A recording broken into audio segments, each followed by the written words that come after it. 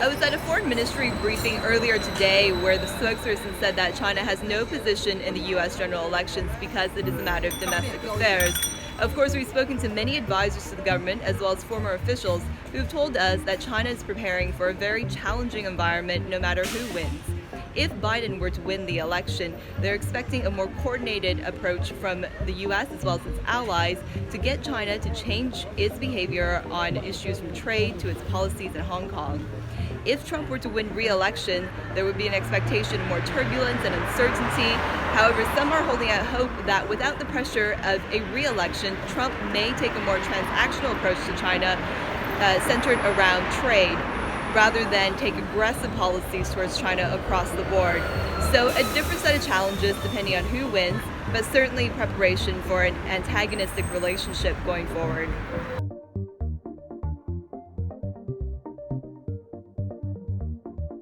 Russian state television has been highlighting the chances of a Donald Trump victory, which is widely seen as advantageous here.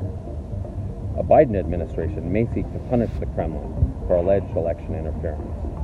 However, Foreign Minister Sergei Lavrov said before Tuesday's vote that he does not expect either candidate to improve relations with Russia. An added bonus of a disputed election would be to undermine U.S. criticism of the Russian system. In Moscow, this is Jake Rudnitsky. Here in Turkey, stocks are trading higher as the US election is much tighter than expected, and there is the possibility of 4 more years for US President Donald Trump. Unlike many other leaders, Turkish President Recep Tayyip Erdogan's fate is somewhat tied to Donald Trump's, as Trump has been standing between Turkey and the imposition of congressional sanctions against Turkey for purchasing Russian missile defense system, the S-400.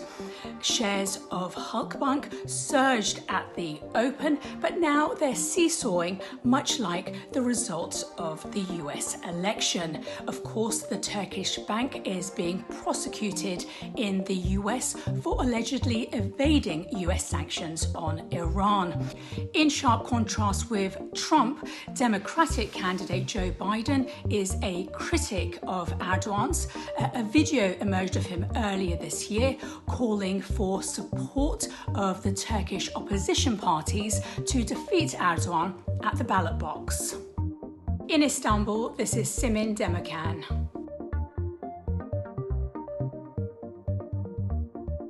The United States presidential elections are being followed very closely here in India. They're front page news in local language newspapers, even here in Kerala.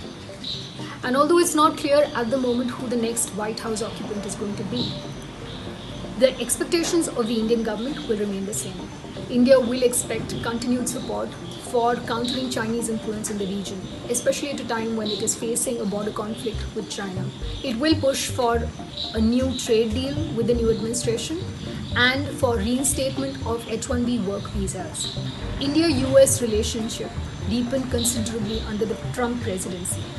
Yet, the Indian government has been wary of the weakening of multilateral institutions like the United Nations and the WTO. And Prime Minister Narendra Modi's government will welcome Joe Biden's vow to rejoin the Paris Climate Change Agreement. I'm Archana Chaudhary.